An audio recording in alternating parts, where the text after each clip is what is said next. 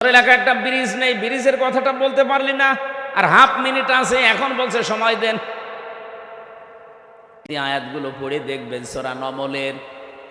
আমার মনে হয় বাংলাদেশে আজ যারা অহংকারী হয়ে গেছেন তাদেরকে কোরআনের এই আয়াতগুলো বেশি বেশি পড়া দরকার। যেহেতু অন্য ধর্মের লোক খুব কম আমাদের দেশে, মাত্র এই দেশে বাস করে 8 ভাগ অন্যান্য ধর্মের লোক, আর আমরা আছি এই দেশে নামধারী হলেও 92 ভাগ মুসলমান। এলাকায় একটা ব্রিজ নেই, ব্রিজের কথাটা বলতে পারলি না, আর হাফ মিনিট আছে, এখন বলছে সময় দেন। এই তেল মারা জাতি, এটা বন্ধ করা লাগবে। আমি তো ফলোয়ার এখনো পাইনি, যদি পাই 29 তারিখে এই তেল মারা বন্ধ করব। যেখানে সংসদের এক একটা মিনিটে বাংলাদেশের মানুষের টাকা খরচ হয় প্রায় 25,000-এর উপরে এক এক মিনিটে, আর সেখানে আপনি তেল মারেন মানুষকে। এই খুলনা, সাতক্ষীরা, বাগেরহাট এ সমস্ত এলাকায়, বিশেষ করে যে আশাশুনি, শ্যামনগর, কয়রা, পাইকেলঘাটা, এরপরে পাইকগাছ এলাকায় কত দুঃখ দুর্দশা মানুষের। রাস্তাঘাটও সেরকম ভালো না। এসেছে নাকি আমাদের কি এমপি সাহেব? ও ভালো আছেন আপনি? ঠিক আছে, বস। ভারপ্রাপ্ত হলে হবে, এবার ভার ফেলে দেওয়া লাগবে। হ্যাঁ ইনশাল্লাহ ভার এবার আর থাকবে না। আসল চেয়ারম্যান হিসাবে আল্লাহ কবুল করেন, আমিন। আমরা কি বলতে চাচ্ছিলাম যেন আপনাদের সামনে? প্রশংসা মানুষ আদায় করতে হবে কার? প্রতিদিন অন্তত 17 বার করে আপনার মুখ দিয়ে আল্লাহ এই কথাটা বের করে নেয়। আপনি দেখবেন প্রতিদিন 17 বার। যদি আপনি নফল সুন্নত মানে নামাজ নাও পড়েন, শুধু ফরজ নামাজও পড়েন, তাও 17 বার বলা লাগে আলহামদুলিল্লাহি রাব্বিল আলামিন। প্রশংসা কার? এখানে যে আলিফ লাম দেওয়া আছে, হয়তো এনারা জেনারেল শিক্ষিত মানুষ বুঝবে না, আলেমদের জিজ্ঞাসা করেন। আলিফ লাম 4 প্রকার হয়। এখানে আল্লাহ পাক নির্দিষ্ট করে দিয়ে দিয়েছেন যে যত প্রশংসা হতে পারে তুমি তোমার মুখ দিয়ে বলো আল্লাহ, সব প্রশংসার মালিক তুমি। এমনকি আমি দেখেছি কাবা শরীফে মানুষ যখন যায়, যে কাপড়টা পরে যায়, ওটা মনে করি আমরা যে এহরামের কাপড় না, ওটা কাফনের কাপড়। মানুষ তো আমরা মরে গেলে তাকে ধোয়ানো, গোসল করানো, এরপরে কাফনের কাপড় পরাই। আর আমি হামজা নিজেই মরে গেছি, এরপরে নিজেকেই নিজে কাফনের কাপড় মানে এহরামের কাপড় পরেছি, ওটা আসলে কাফনের কাপড়। এটা পরার পরে আল্লাহর ঘরের দিকে চারিদিকে বারবার ঘুরি, মানে কি যে আল্লাহ আমি সব ছেড়ে দিয়ে এসেছি, তোমার পেছনে ঘুরতেছি। 1 নম্বরেই বলা হয় লাব্বাইক, আল্লাহ আমি কিন্তু উপস্থিত হয়ে গেছি তোমার দরবারে। আল্লাহ বলেন দাঁড়া। কোথায়? সেই বাংলাদেশ, 6000 কিলোমিটার দূর থেকে এসেছি মক্কায়, আমার ঘরের কাছে এসে বলছি লাব্বাইক। ঠিক আছে দাঁড়া, তোর নাম আমার হাসিরা খাতায় আমি লিখে নেব, কিন্তু 1 নম্বরে তোরে বলা লাগবে যে আমি মুশরিক না।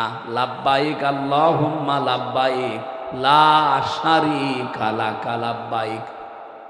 1 নম্বরে স্বীকৃতি দেওয়া লাগে যে আল্লাহ আমি হাজির হয়ে গেছি। আল্লাহ বলেন তোর নাম আমি লিখবো হাজিরা খাতায়, তুই যে আমার বান্দা, তুই যে আমার বান্দি, এই কথাটা আমি লিখবো, কারণ এই শব্দটা এত দামি আমি আল্লাহর কাছে। কোরআন শরীফের ভেতরে বিশ্ব নবীকে আমি যত নামে নামে ডাক দিয়েছি, সবচাইতে প্রিয় নাম আমি আল্লাহর কাছে বান্দা।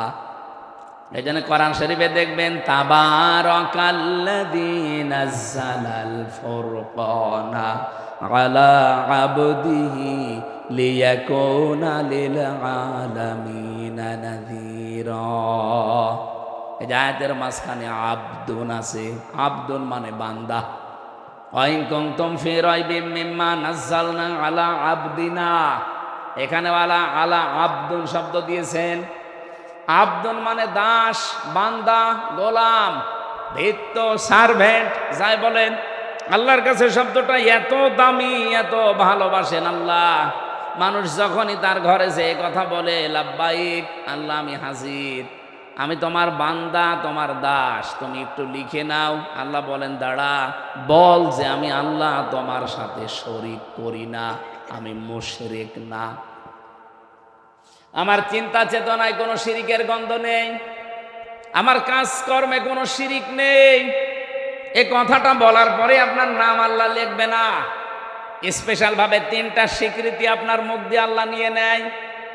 1 নম্বরে বলা লাগে ইন্নাল হামদা, হামদের আগে আলিফ লাম, এর আগে আছে ইন্না। আল্লাহকে আপনি নির্ধারিত করে বলছেন ইন্নাল হামদা, অবশ্যই যত প্রশংসা আছে দুনিয়াতে আজকে থেকে আমি আর কারো প্রশংসা করব না, সব প্রশংসা আমি তোমার জন্য দিয়ে দিলাম। এতটুকু বলার পরও আপনার নাম হাজিরা খাতায় উঠবে না। 2 নম্বরে বলা লাগে আবার নেমাতা লাকা, যত নিয়ামত তুমি আমাকে দিয়েছো এই নিয়ামতগুলো আজকে থেকে আমি তোমার জন্য ব্যয় করব। ক্ষমতাটা নিয়ামত কার? আরো জোরে বলেন। আমি যে সুস্থ আছি এ নিয়ামত কার? দিন দিন আমার শরীরের অঙ্গ প্রত্যঙ্গগুলো সব আমার হাতছাড়া হয়ে যাচ্ছে। কখন যে চুল পেকে যায় আমাকে বলেও না, কখন যে দাঁত নড়ে যায় আমাকে বলেও না, চামড়া কখন ঝুলে যাচ্ছে আমারে বলেও না। বলেন বলেন। দিন দিন আমি একটা জগতের দিকে এগিয়ে যাচ্ছি। রব্বুল আলামিন আমাকে স্মরণ করিয়েছে যে এই যে কয়দিন সুস্থ আছো এটা কিন্তু একটা নিয়ামত, এই নিয়ামতটাও কাজে লাগাবে আমার জন্য, এটা বল আগে অন্নেমাতা লাকা। 3 নম্বরে বলা হয় অল মুলক, হে আল্লাহ আমি যদি রাজ্য রাজনীতি দুনিয়াতে কিছু করে থাকি, আমি কথা দিয়ে গেলাম এখন থেকে তোমার জন্য করব। কত বড় গুরুত্বপূর্ণ কথা আপনি 3টা আল্লাহর সামনে বলেন, টের পান। আমার মাঝে মাঝে আজ বাংলাদেশের বিভিন্ন নেতাদের বক্তব্য শুনলে আফসোস লাগে, আল্লাহ এরা অধিকাংশই তো হাসি, এ বলে এসেছে কি আর করছে কি।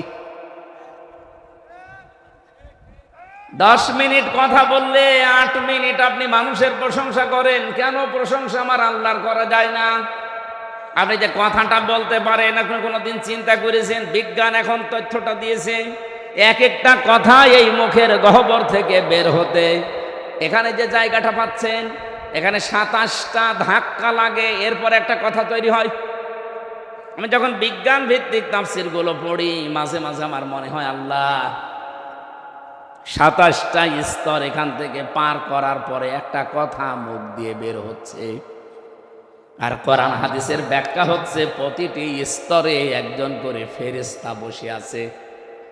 এই যে এই কোনার মুরব্বী থেকে শুরু করে এখানে যারা আমরা আছি, উনি ওসি সাহেবের কাছে, উনি মুরব্বীর কাছে, উনি চেয়ারম্যান, উনি আমার কাছে, আমি মর্তজা ভাইয়ের কাছে, এভাবে দিতে দিতে 27 নাম্বার জায়গায় যে যার কাছে দায়িত্বে আছে উনি মুখের এই জায়গা দিয়ে কথাটা যখন বের করে দেবে, বের করে দেওয়ার আগে 4 কণ্ঠের সাথে এই কথাটা মিলবে সেই আকারে কথাটা বের করে দেয়।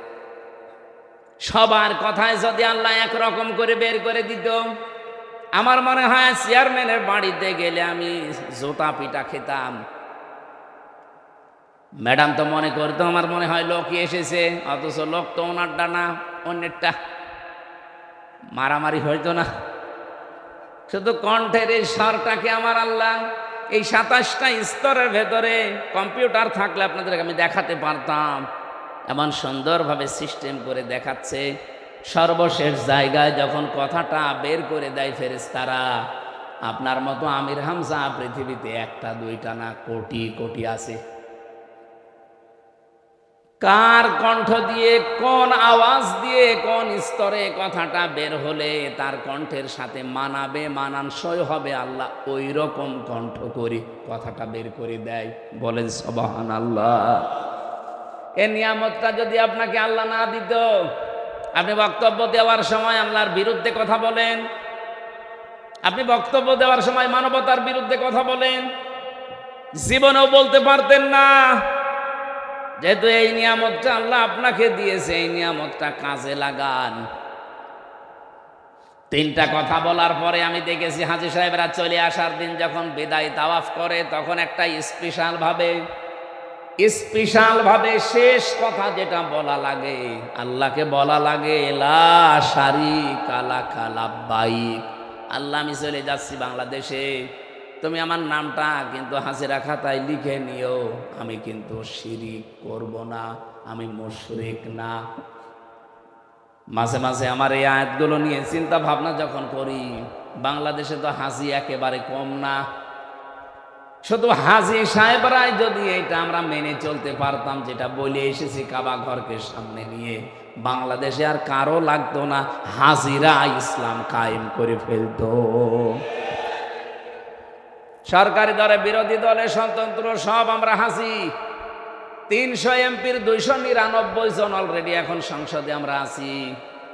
আমার তো মনে হয় এই 299 জনের ভেতরে 290 জনই হাজি। অবশ্য সুবহানাল্লাহ, 290 জনের ভেতরে এই কথাটা ঠিক রাখার মতো হাজি একেবারেই কম। এই কথাটা ঠিক রাখে না।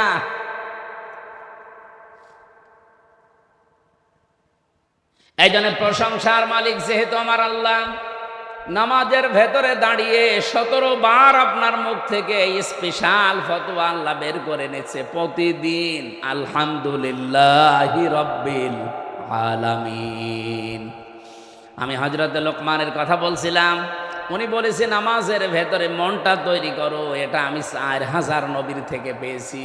আপনাদেরকে আমি উপদেশটা দিয়ে গেলাম যে যেখানেই নামাজ আদায় করেন না কেন, নামাজের ভেতরে মন তৈরি করেন। এই আয়াতগুলো পড়ে দেখবেন সূরা নমলের। আমার মনে হয় বাংলাদেশে আজ যারা অহংকারী হয়ে গেছেন, তাদেরকে কোরআনের এই আয়াতগুলো বেশি বেশি পড়া দরকার। যেহেতু অন্য ধর্মের লোক খুব কম আমাদের দেশে, মাত্র এই দেশে বাস করে 8 ভাগ অন্যান্য ধর্মের লোক, আর আমরা আছি এই দেশে নামধারী হলেও 92 ভাগ মুসলমান। এই জন্য আহ্বান জানাচ্ছি, জ্ঞান আল্লাহ যাদেরকে দান করে, জ্ঞানের প্রথম বৈশিষ্ট্য সে বিনয়ী হবে, নম্র হবে। সে জ্ঞান অর্জন করার পরও যদি বিনয়ী নম্রতা কারো ভেতরে না আসে, অহংকার চলে আসে, বুঝতে হবে শয়তান তাকে দখল করে ফেলেছে। কি নাম যেন ভাইয়ের? রুহুল কুদ্দুস। বাড়িতে যাওয়ার পরে ভাবিকে সালাম দিয়েছে, ম্যাডাম সালামের জবাব না দিয়ে ওনার রুহুল কুদ্দুস নাম ধরে গালি দিচ্ছে, মা বাপ তুলে, শুকুরের বাচ্চা, কুকুরের বাচ্চা। ওনার ভালো লাগবে?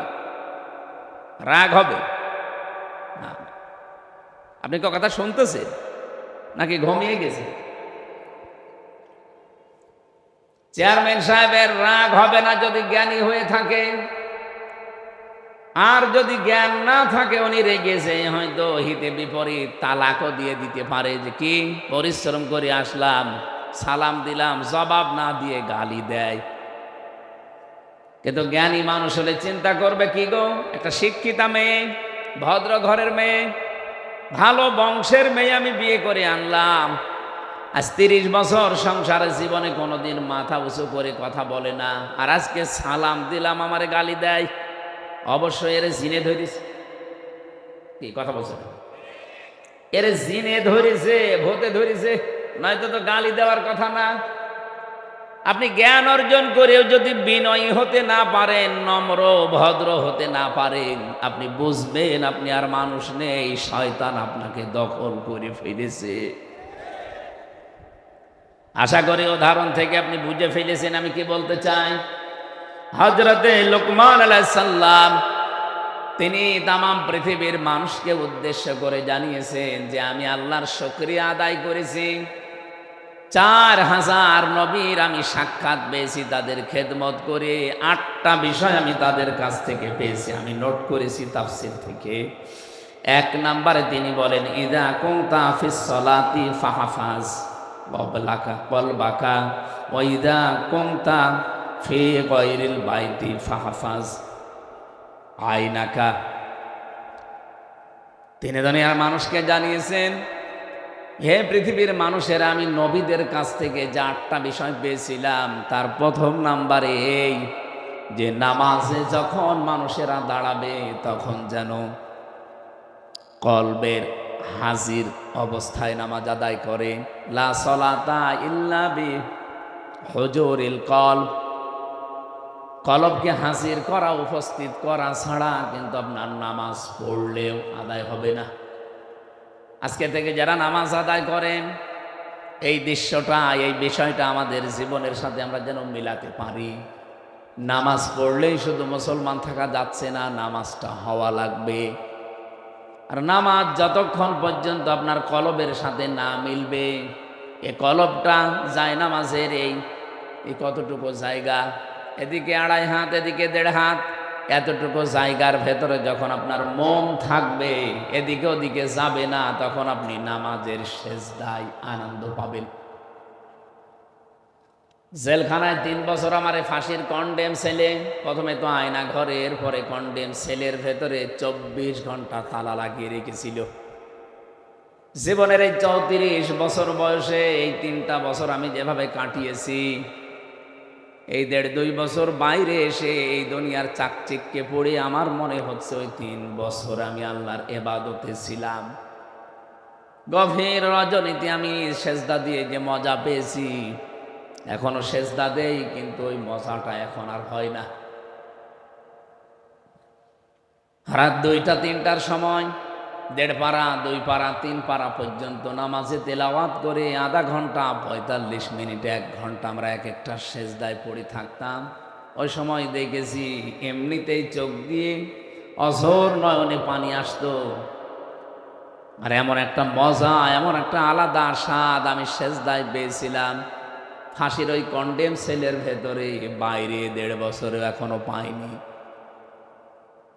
আপনি একটু লম্বা সেজদা দিয়ে দেখেন, কলবটা হাজির নাজির করে যদি সত্যি আপনি সেজদা দিতে পারেন, আমার তো মনে হয় যারা মন থেকে নামাজ আদায় করা আরম্ভ করবে, ওই মানুষগুলোকে বোম মারলেও তারা সেজদা থেকে বিরত হবে না। আজকে থেকে সিদ্ধান্ত নেওয়া লাগবে। সাতক্ষীরাবাসী বহু অত্যাচার, জুলুম, নির্যাতনের শিকার হয়েছেন। আমার তো মাঝে মাঝে মনে হয় আল্লাহ পাক যদি বাংলাদেশের 64 জেলার মানুষকে ইমানের পরীক্ষার উপরে এই মাজলুম অবস্থা থেকে জান্নাত দেওয়া আরম্ভ করে, 1 নম্বরে সাতক্ষীরা দিয়ে আরম্ভ করবে, এরপরে চাঁপাইনবাবগঞ্জ, এরপরে চট্টগ্রাম, আমাদের কুষ্টিয়া আছে কিন্তু অনেক পরে, কারণ আমরা বেশিরভাগই তো ছিলাম পিরাই আরামে। বড় বড় আল্লাহর ওলিগুলো আল্লাহ কুষ্টিয়ায় দিয়েছে, হাসানুল হক ইনু, মাহবুবুল আলম হানিফ, সব আল্লাহর ওলি না?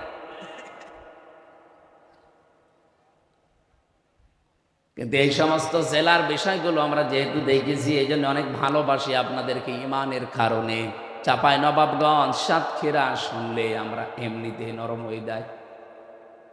এই মানুষগুলোকে আহ্বান জানাচ্ছি, কিয়ামতের ময়দানে সর্বপ্রথম আমার আল্লাহ যেটার হিসাব আরম্ভ করবে তার নাম কিন্তু সালাত বা নামাজ। আউয়ালু মা ইউহাসাবু বিহিল আবদু ইয়াউমাল কিয়ামাতিস সালাহ। কিয়ামতের দিন সর্বপ্রথম আল্লাহ যে আমলের হিসাব আরম্ভ করবে, কাজের, তার নাম নামাজ। এজন্য আজকে থেকে সিদ্ধান্ত নিয়ে যাবেন, জীবনে কোনো দিন আমি নামাজ আর বাদ দেব না। যদি দাঁড়িয়ে পড়তে না পারেন বসে পড়বেন, বসেও যদি না পারেন আপনি শুয়ে পড়েন। কিন্তু যদিও মাসলাটা নিয়ে মতভেদ আছে, আমি তারপরেও বলছি, চেয়ারে নামাজ পড়া পারো তো পক্ষে ঠিক না। এই এলাকায় হয়তো সব নেই। আপনাকে চেয়ারম্যানই করতে গেছেন, আল্লাহর সামনে যদি দাঁড়িয়ে থাকতে না পারেন বসেন, গোলামের মতো বসবেন। এটাও যদি আপনার শরীরে না কোলায় শুয়ে পড়েন, এটাও যদি না পারেন ইশারায় পড়বেন। চেয়ারে বসে বসে পা ঝোলানো লাগবে। কোথায় পেয়েছেন আপনি? আপনি কি মাননীয় প্রধানমন্ত্রীর সামনে বসেছেন? আপনি বসেছেন যার সামনে, তার মর্যাদা জানেন। ওমা কদারুল্লাহ হাক্কা কদরিহি ইন্নাল্লাহা লাকাবিয়্যুন আজিজ। কোনদিন শুনেছেন এই আয়াতের মর্মবাণী?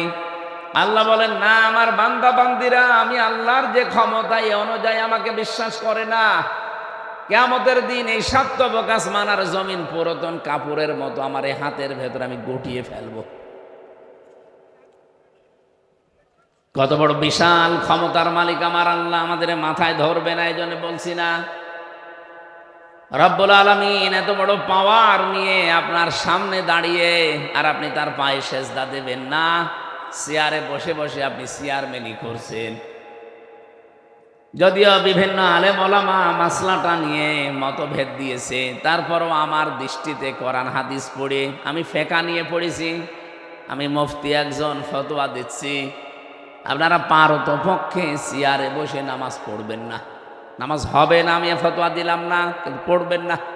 আপনার তো 4টা ক্রাইটেরিয়া বললাম, দাঁড়িয়ে থাকতে না পারলে বসে পড়েন, বসে না পড়লে শুয়ে পড়েন, শুয়ে না পড়লে ইশারা করবেন। তারপরে যেহেতু নামাজ মাফ নেই, ইয়াউমা ইকশাফু আন সাকি ওয়া ইয়াদউনা ইলা সুজুদি ফালা ইস্তাতিউন খাশিআতান আবসারুহুম তারহাকুহুম যিল্লাহ ওয়া ক্বাদ কানু ইয়াদউনা ইলা সুজুদি ওয়া হুম সালিমুন। সূরা কলমের ভেতরে আল্লাহ বলেন কিয়ামতের দিন এই কুদ্দুস, কি কুদ্দুস?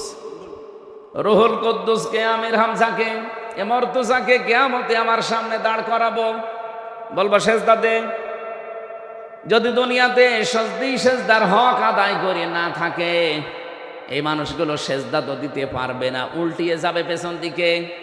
লাঞ্ছনা, অপমান, গঞ্জনা ওদের মাথার উপরে, মুখের উপরে চেপে বসবে। মানুষ ঘৃণায়, এখন যেমন ট্রাম্পকে দেখলে আপনি থুতু নিক্ষেপ করবেন, নেতানিয়াহুকে দেখলে থুতু মারবেন, কিয়ামতের দিন আমরা যদি বেনামাজি হয়ে যাই, আমাদের দেখলেও হাসরবাসী থুতু মারবে। হাতে পায়ে ধরে এই জন্য বলছি নামাজটা বাদ দেবেন না। নবীজি বলেন, কোন মহিলার যদি সন্তান পৃথিবীতে আসে, প্রথমে যেহেতু পানি দেখা যায়, এরপরে রক্ত, এরপরে সন্তানের মাথা, বিশ্ব নবী বলেন যদি পানি এসে যায় আর সমস্ত অবস্থায় যদি মনে হয় যে নামাজের সময় হয়ে গেছে, তোলার ভেতরে এই মহিলাকে বিছিয়ে দাও, বলো যে নামাজ পড়। এত বড় গুরুত্বপূর্ণ একটা ফরজ বিধান, নামাজ মাফ নেই, আর আপনি হেলায় খেলায় নামাজ নষ্ট করেন। মুসা আলাইহিস সালামের একটা কাহিনী পড়ছিলাম তাফসিরে। রব্বুল আলামিন ডাক দিয়ে বলেন, মুসা, ওই যে বাজারে একজন কর্মকার আছে, কামার, লোহা পিটিয়ে সোজা করে, এর জান্নাতের সুসংবাদ দাও, আমি তার উপরে খুশি হয়ে গেছি।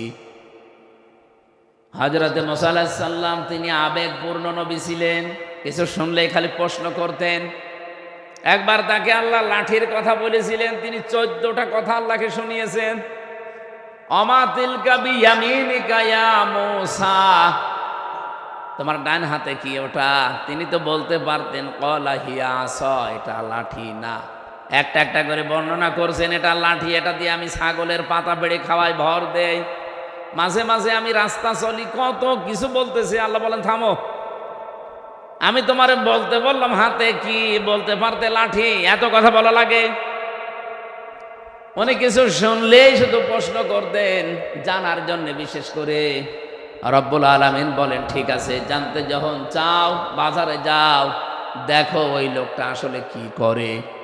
তিনি বাজারে গেলেন, কোণে দাঁড়িয়ে আছে। আমাদের জামানায় যেভাবে আজান হলে আমরা মনে করি নামাজের সময় হয়ে গেছে, হযরতে মুসার জামানায় 1 ওয়াক্ত নামাজ ছিল ফরজ।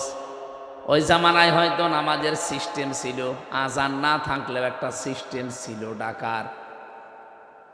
এ কামারটা একবার মগর উঁচু করে মাথার উপরে, আবার লোহার উপরে পিটায়। হঠাৎ করে যখন নামাজের সময় হয়ে গেছে, মগরটা মাথার উপর দিয়ে পেছন দিকে ফেলে দিয়ে তাড়াতাড়ি করে পবিত্র হয়ে নামাজে দাঁড়িয়েছে। মুসা আলাইহিস সালাম অনেকক্ষণ পর্যন্ত তাকিয়ে দৃশ্যটা লক্ষ্য করলেন, আর ডাক দিয়ে বলেন, রব্বুল আলামিন, ওই লোকটা তো মগরটা লোহার উপরে পিটিয়ে এরপরে নামাজে যেতে পারতো। যে লোকটা তোমার বিধান মানতে এত বেশি আগ্রহ, এত বেশি, যে লোকটা এত বেশি সচেতন, তুমি তাকে জান্নাত না দিয়ে পারো না, রাজি না হয়ে পারো না। আপনি বলেন তো তার জীবন থেকে কি পেলেন? একজন কামার। আমাদের কাছে কি নামাজের এই গুরুত্বটা এইরকম আছে? নেই। রমজান এসেছিল যতগুলো শিক্ষা দিতে, আমি তো প্রায় 27টা শিক্ষার উপরে অর্জন করেছি। এখন আমার কাজ হবে, আমার যে হাদিস ছিল আহাব্বুল আমালি ইলাল্লাহি আদওয়ামুহা ওয়া ইন ক্বাল্লা, বুখারী শরীফের হাদিস। নবীজি বলেন আল্লাহর কাছে পৃথিবীতে সবচাইতে ভালো মহব্বতের ভালোবাসার কাজ হচ্ছে ওইটা যেটা কন্টিনিউয়াস করা হয়, প্রতিনিয়ত প্রতিদিন করা হয়, যদিও কাজটা অল্প হয়। রমজানে যেহেতু একটা অভ্যাস আমাদের তৈরি হয়ে গেছে, নামাজ আদায় করা, জামাতে নামাজ পড়া, এমনকি তাহাজ্জুদেরও অভ্যাস আমাদের অনেকের হয়ে গেছে। এটা ধরে রাখবেন, কন্টিনিউয়াস, কম হোক তারপরও ধরে রাখেন। আদওয়ামুহা ওয়া ইন ক্বাল্লা, যদি আপনি এটা বাস্তবে রাখতে পারেন, দায়েম কায়েম ভাবে, কন্টিনিউয়াস ভাবে, একটা দিন এভাবে করে করে, অল্প হলেও আমার আল্লাহর কাছে এটা সবচাইতে দামি কাজ। বলেন সুবহানাল্লাহ। দুনিয়াতে যত ইবাদতের কথা আমরা পড়েছি, মাওলানা সাহেব বলছিলেন এই জমিন যার, বিধান চলবে তার, এটা আল্লাহর কাছে প্রিয় কাজ। অন্যান্য হাদিসের বর্ণনা আছে, এই পৃথিবীতে আল্লাহর কাছে প্রিয় কাজ হচ্ছে তাকে সেজদা দেওয়া। আমি পড়া কোরআন শরীফের ভেতরে 2টা কাতারের কথা পেয়েছি। কাতার, এই 2টা কাতারকে আল্লাহ সবচাইতে বেশি ভালোবাসেন, দেখলেই তিনি খুশি হয়ে যান। 1 নম্বরের কাতার পাবেন সূরা সফ 4 নম্বর আয়াতে, ইন্নাল্লাহা ইউহিব্বুল্লাযীনা ইউকাতিলুনা ফী সাবিলিহি সাফফান কান্নাহুম বুনয়ানুম মারসুস। অবশ্যই আল্লাহ তোমাদের ভেতরে ওই কাতারকে বেশি ভালোবাসেন যারা সীসা গলা প্রাচীরের মতো ঐক্যবদ্ধ হয়ে জমিনে আল্লাহর বিধান কায়েমের জন্য চেষ্টা করে। আর সাতক্ষীরার মানুষের এটা করছে আমি জানি। এখানে 4টা আসনে 4টায় আপনারা ইনসাফের পক্ষে রায় দিয়ে সংসদে কোরআনের পক্ষে কথা বলার জন্য পাঠিয়েছে। আপনার কি মনে হয় মুহাদ্দিস রবিউল বাশার জীবনেও কোনোদিন মূর্তির পক্ষে কথা বলবে? কথা বলে না কেন? উনি শিরিক করতে বলবে। ওখানে যদি 2টা দিনও সময় পায়, 5 মিনিটও সময় পায়, 1 মিনিট হয়তো আল্লাহর প্রশংসা করবে, 4 মিনিট আপনাদের কথা তুলে ধরবে। কিন্তু বহু মানুষকে আমরা দেখছি সংসদ অধিবেশন শুরু হওয়ার পর থেকে আজকের পর্যন্ত যেই কয়টা অধিবেশনে গেলাম, সিরিয়াল হিসাবে যাদের নাম আসে তারা আল্লাহর প্রশংসা তো দূরের কথা, শুধু মানুষের প্রশংসায় পঞ্চমুখ। কেন এত মানুষের প্রশংসা করা লাগবে কেন? কে কোন জামানায় মারা গেছে, কে কি করেছে, অত কথা আপনার বলার দরকার কি? আপনাকে বানিয়েছে যে তার নাম বলবেন বিসমিল্লাহির রহমানির রহিম, এরপরে আপনার যে দায়িত্ব জনগণ তুলে দিয়েছে এই কথা বলেন। সময় দিয়েছে 5 মিনিট, 4.5 মিনিট গেছে বিভিন্ন মানুষের বন্দনা করতে। এখন বলে মাননীয় স্পিকার আমারে আরেকটু সময় দেন। আরে তোর সময় দিলেন 5 মিনিট, কি করলি তুই? তোর এলাকায় একটা ব্রিজ নেই, ব্রিজের কথাটা বলতে পারলি না, আর হাফ মিনিট আছে, এখন বলছে সময় দেন। এই তেল মারা জাতি, এটা বন্ধ করা লাগবে। আমি তো বলার এখনো পাইনি, যদি পাই 29 তারিখে এই তেল মারা বন্ধ করব। যেখানে সংসদের 1-একটা মিনিটে বাংলাদেশের মানুষের টাকা খরচ হয় প্রায় 25,000-এর উপরে 1-1 মিনিটে, আর সেখানে আপনি তেল মারেন মানুষকে। এই খুলনা, সাতক্ষীরা, বাগেরহাট এ সমস্ত এলাকায়, বিশেষ করে যে আশাশুনি, শ্যামনগর, কয়রা, পাইকেলঘাটা, এরপরে পাইকগাছ এলাকায় কত দুঃখ দুর্দশা মানুষের। রাস্তাঘাটও সেরকম ভালো না। এসেছে নাকি আমাদের কি এমপি সাহেব? ও ভালো আছেন আপনি? ঠিক আছে, বসে। ভারপ্রাপ্ত হলে হবে, এবার ভার ফেলে দেওয়া লাগবে। হ্যাঁ ইনশাল্লাহ ভার এবার আর থাকবে না। আসল চেয়ারম্যান হিসাবে আল্লাহ কবুল করেন, আমিন। আমরা কি বলতে চাচ্ছিলাম যেন আপনাদের সামনে? প্রশংসা মানুষ আদায় করতে হবে কার? প্রতিদিন অন্তত 17 বার করে আপনার মুখ দিয়ে আল্লাহ এই কথাটা বের করে নেয়। আপনি দেখবেন প্রতিদিন 17 বার। যদি আপনি নফল সুন্নত মানে নামাজ নাও পড়েন, শুধু ফরজ নামাজও পড়েন, তাও 17 বার বলা লাগে আলহামদুলিল্লাহি রাব্বিল আলামিন। প্রশংসা কার? এখানে যে আলিফ লাম দেওয়া আছে, হয়তো এনারা জেনারেল শিক্ষিত মানুষ বুঝবে না, আলেমদের জিজ্ঞাসা করেন। আলিফ লাম 4 প্রকার হয়। এখানে আল্লাহ পাক নির্দিষ্ট করে দিয়ে দিয়েছেন যে যত প্রশংসা হতে পারে তুমি তোমার মুখ দিয়ে বলো আল্লাহ সব প্রশংসার মালিক তুমি। এমনকি আমি দেখেছি কাবা শরীফে মানুষ যখন যায়, যে কাপড়টা পরে যায় ওটা মনে করি আমরা যে এহরামের কাপড় না, ওটা কাফনের কাপড়। মানুষ তো আমরা মরে গেলে তাকে ধোয়ানো, গোসল করানো, এরপরে কাফনের কাপড় পরাই। আর আমি হামজা নিজেই মরে গেছি, এরপরে নিজেকেই নিজে কাফনের কাপড় মানে এহরামের কাপড় পরেছি, ওটা আসলে কাফনের কাপড়। এটা পরার পরে আল্লাহর ঘরের দিকে চারিদিকে বারবার ঘুরি, মানে কি যে আল্লাহ আমি সব ছেড়ে দিয়ে এসেছি, তোমার পেছনে ঘুরতেছি। এক নম্বরেই বলা হয় লাব্বাইক, আল্লাহ আমি কিন্তু উপস্থিত হয়ে গেছি তোমার দরবারে। আল্লাহ বলেন দাঁড়া, কোথায়? সেই বাংলাদেশ, 6000 কিলোমিটার দূর থেকে এসেছি মক্কায়, আমার ঘরের কাছে এসে বলছি লাব্বাইক। ঠিক আছে দাঁড়া, তোর নাম আমার হাসিরা খাতায় আমি লিখে নেব, কিন্তু 1 নম্বরে তোরে বলা লাগবে যে আমি মুশরিক না। লাব্বাইক আল্লাহুম্মা লাব্বাইক লা শারীকা লাকা লাব্বাইক। 1 নম্বরে স্বীকৃতি দেওয়া লাগে যে আল্লাহ আমি হাজির হয়ে গেছি। আল্লাহ বলেন তোর নাম আমি লিখবো হাজিরা খাতায়, তুই যে আমার বান্দা, তুই যে আমার বান্দি, এই কথাটা আমি লিখবো, কারণ এই শব্দটা এত দামি আমি আল্লাহর কাছে। পুরা কোরআন শরীফের ভেতরে বিশ্ব নবীকে আমি যত নামে নামে ডাক দিয়েছি, সবচাইতে প্রিয় নাম আমি আল্লাহর কাছে বান্দা। এই জন্য কোরআন শরীফে দেখবেন তাবারাকাল্লাযী নাযালাল ফুরকানা আলা আবদিহি লিয়াকুনা লিল আলামিনা নাযীরা। এই আয়াতের মাঝখানে আবদুন আছে, আবদুন মানে বান্দা। ওয়াইন কুনতুম ফি রাইবিম মিম্মা নাযালনা আলা আবদিনা, এখানে আলা আবদুন শব্দ দিয়েছেন। আবদুন মানে দাস, বান্দা, গোলাম, ভৃত্য, সার্ভেন্ট যাই বলেন। আল্লাহর কাছে শব্দটা এত দামি, এত ভালোবাসেন আল্লাহ।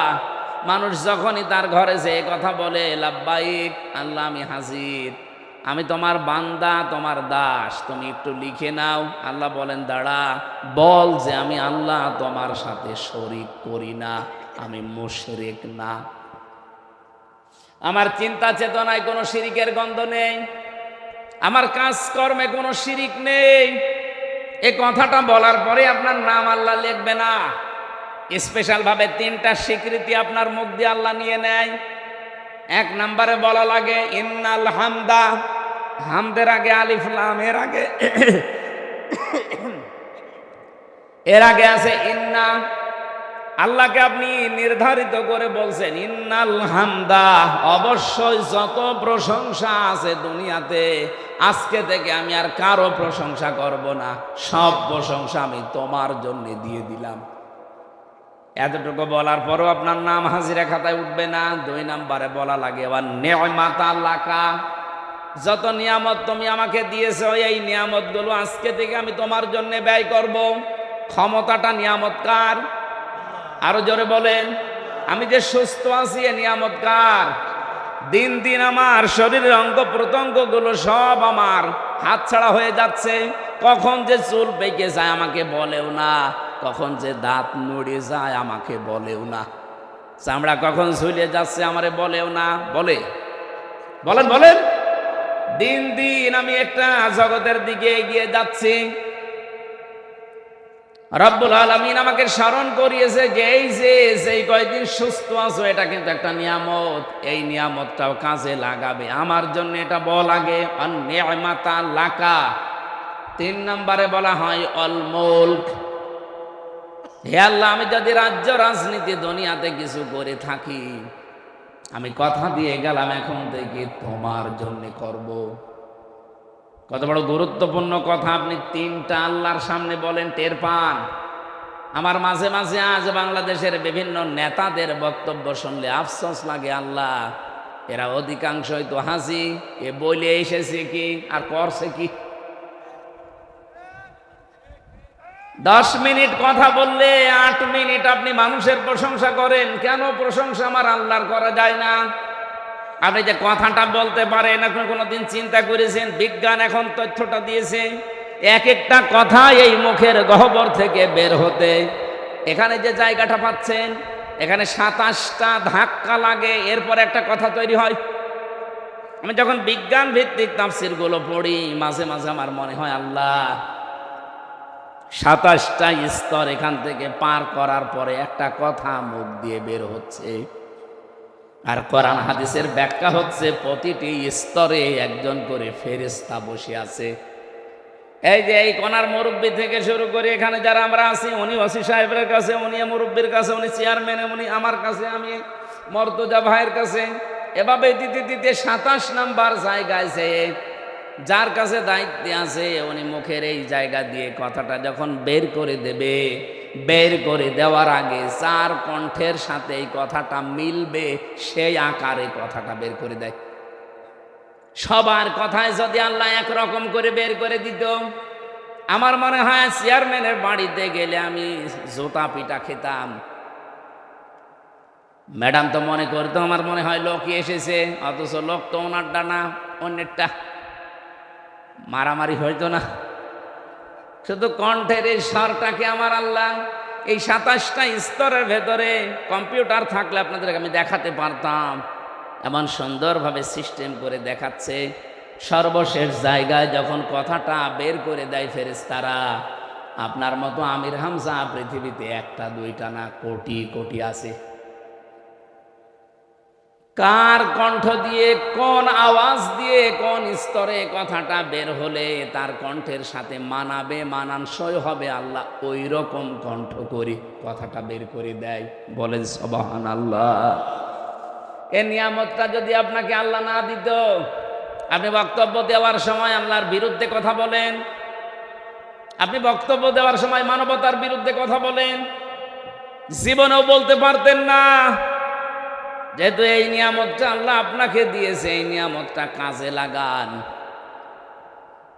3টা কথা বলার পরে আমি দেখেছি হাজী সাহেবরা চলে আসার দিন যখন বিদায় তাওয়াফ করে, তখন একটা স্পেশাল ভাবে শেষ কথা যেটা বলা লাগে, আল্লাহকে বলা লাগে, লা শারীকা লাকা লাব্বাইক।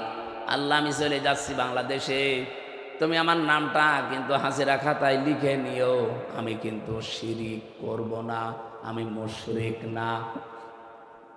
মাঝে মাঝে আমার এই আয়াতগুলো নিয়ে চিন্তা ভাবনা যখন করি, বাংলাদেশে তো হাজি একেবারে কম না। শুধু হাজি সাহেবরাই যদি এটা আমরা মেনে চলতে পারতাম, যেটা বলে এসেছি কাবা ঘরকে সামনে নিয়ে, বাংলাদেশে আর কারো লাগতো না, হাজিরা ইসলাম কায়েম করে ফেলতো। সরকারি দলে, বিরোধী দলে, স্বতন্ত্র, সব আমরা হাসি। 300 এমপির 299 জন অলরেডি এখন সংসদে আমরা আছি। আমার তো মনে হয় এই 299 জনের ভেতরে 290 জনই হাজি। অবশ্য সুবহানাল্লাহ, 290 জনের ভেতরে এই কথাটা ঠিক রাখার মতো হাজি একেবারেই কম। এই কথাটা ঠিক রাখে না।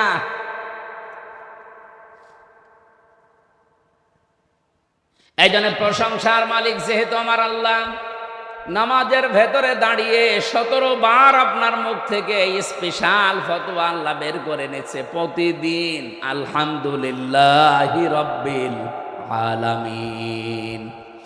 আমি হযরত লোকমানের কথা বলছিলাম, উনি বলেছেন নামাজের ভেতরে মনটা তৈরি করো, এটা আমি 4000 নবীর থেকে পেয়েছি। আপনাদেরকে আমি এই উপদেশটা দিয়ে গেলাম যে যেখানেই নামাজ আদায় করেন না কেন নামাজের ভেতরে মন তৈরি করেন।